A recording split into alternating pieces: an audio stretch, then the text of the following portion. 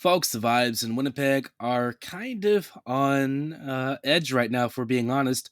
The Jets have lost yet another game. Winnipeg is seemingly falling out of their firm grip on second in the Central Division, and the Colorado Avalanche look quite resurgent as they march right up the standings, along with many other Central Division rivals, putting Winnipeg's playoff odds in the balance. We're going to dive into why the sands continue to shift against the Jets and why March 1st could potentially be one of the biggest days in franchise history. All coming right up on tonight's episode of Locked On Winnipeg Jets. You're Locked On the Hockey Jets, your daily podcast on the Winnipeg Jets. Part of the Locked On Podcast Network, your team every day.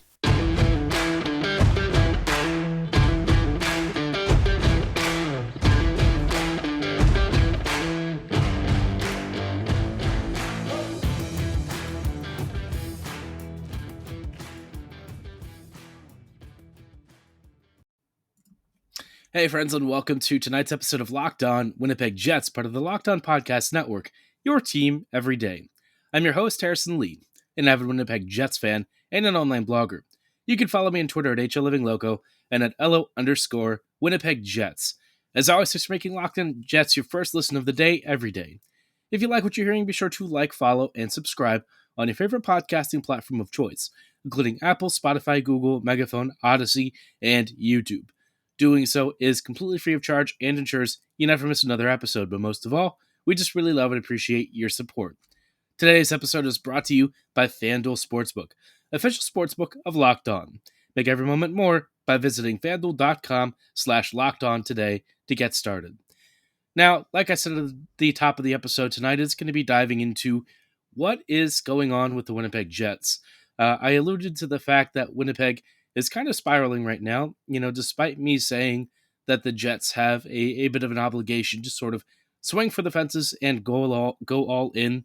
If you look at Winnipeg's record over the last 10 games, does that really look like a team that should be spending and buying right now? The Jets are basically 3-7 in their last 10 games or so, which if you're thinking about whether or not Winnipeg really should be going for it, it doesn't really look like a team that's destined to be on the up and up. Their actual record is 4-6, so not much better, unfortunately. And Winnipeg has 71 points right now, which, hey, don't look, but that is only around 3 points above the second wild card spot. So Winnipeg is kind of in trouble. I'm going to be 100% honest. The Jets are sort of in trouble.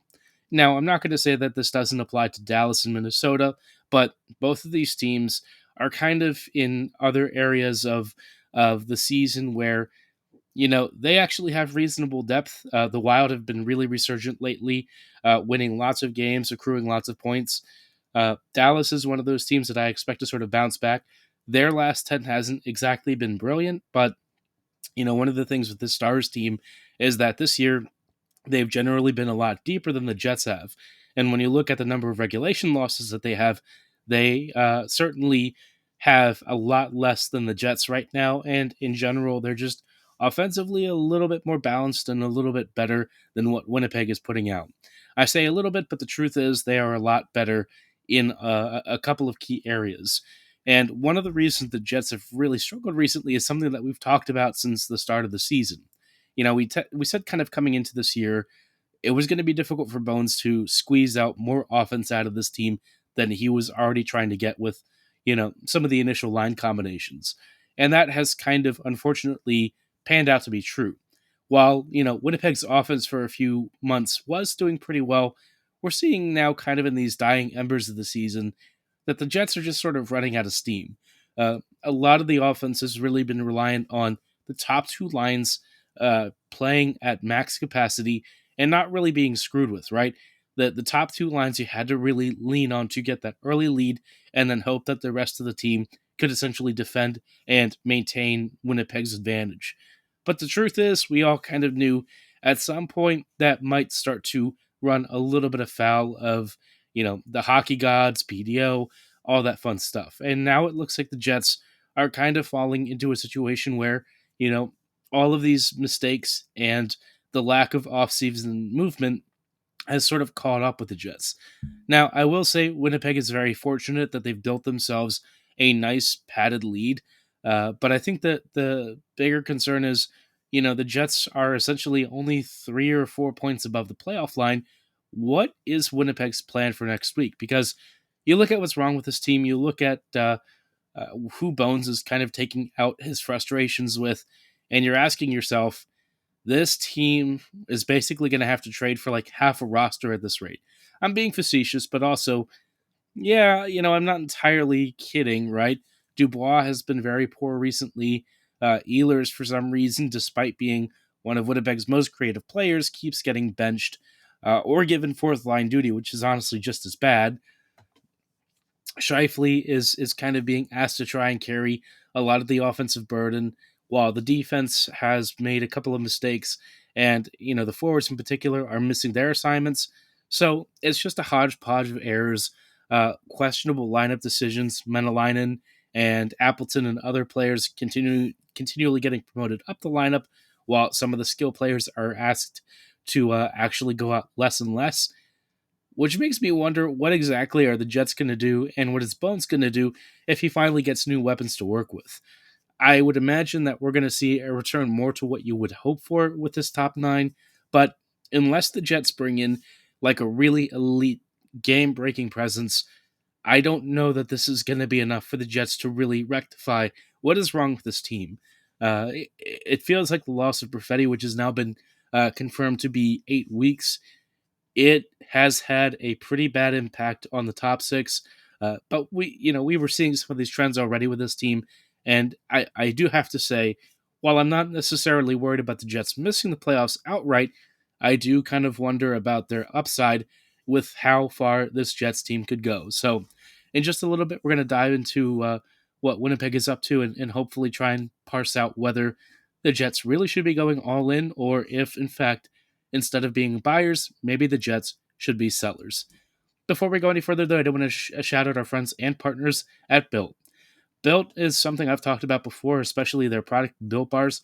If you don't know what a Built Bar is, it's the only protein bar that tastes more like a candy bar, with a 100% real chocolate exterior and a soft, chewy interior. Obviously, a lot of you probably enjoy a sweet every now and then. I know I certainly do, whether it's candy bars or whatnot. But let's be real, right? Candy bars and all that sugar makes you feel a little bit guilty, or in my case, a lot bit guilty, right? You know that stuff is loaded with calories, loaded with sugar, and so you're looking for something that's a little bit healthier, right? A much better alternative. That's why Built Bars are fantastic. They've got great flavors like churro, peanut butter brownie, coconut almond.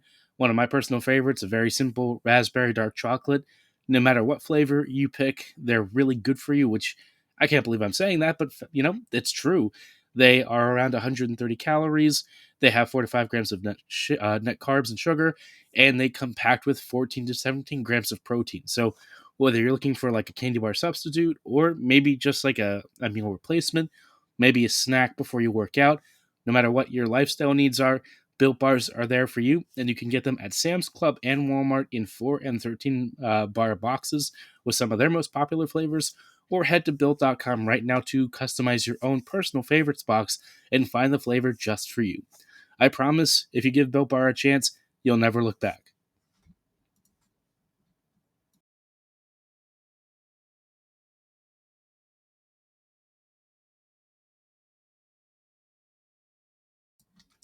Hello, friends, and welcome back to this episode of Locked On Winnipeg Jets, part of the Locked On Podcast Network, your team every day.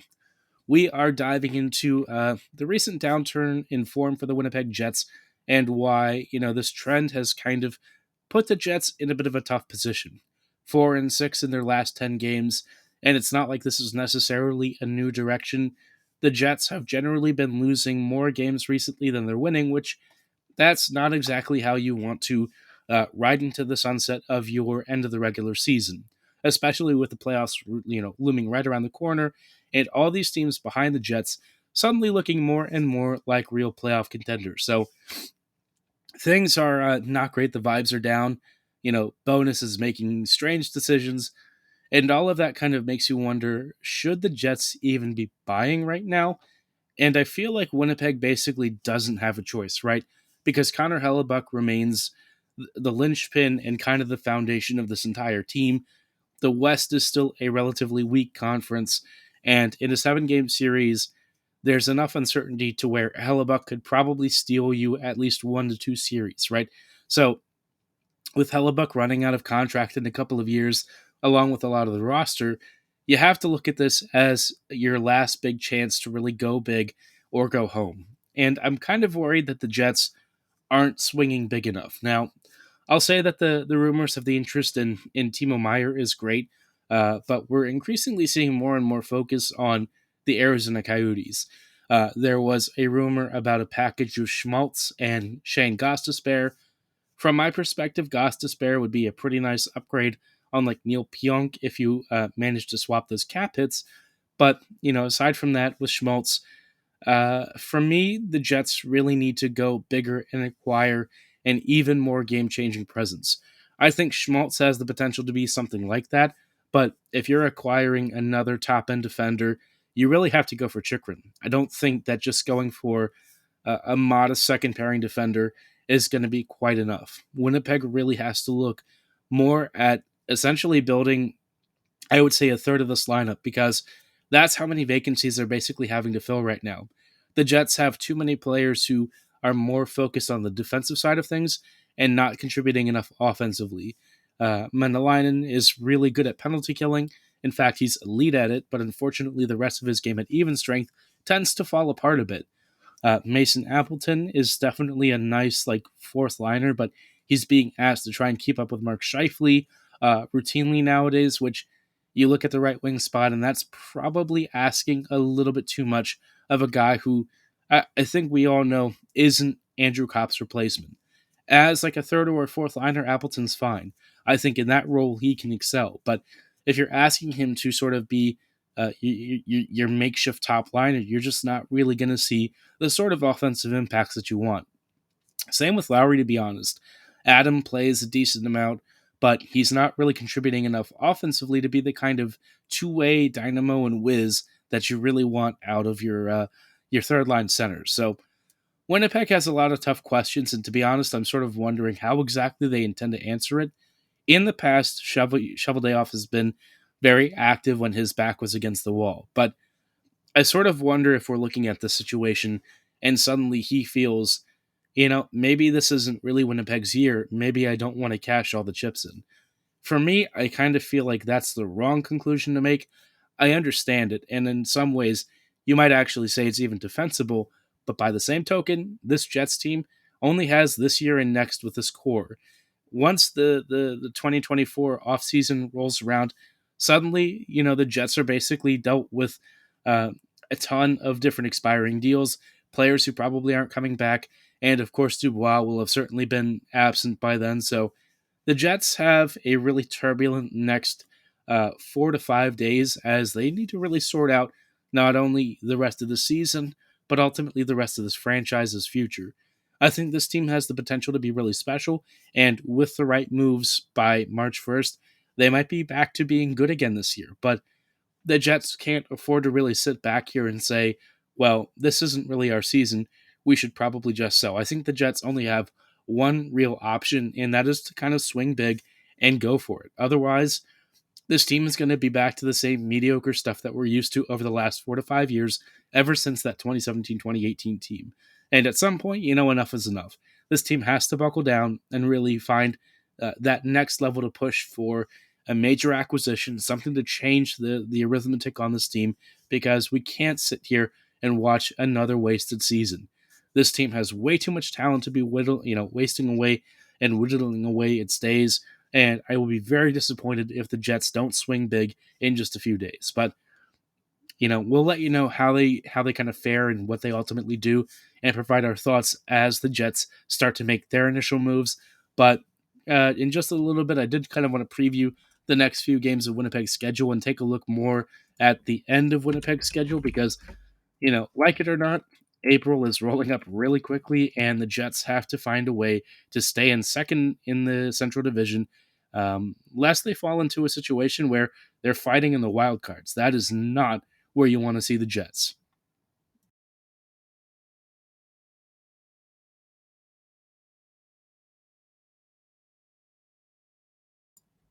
Hello, friends, and welcome back to this episode of Locked On Winnipeg Jets, part of the Locked On Podcast Network, your team every day.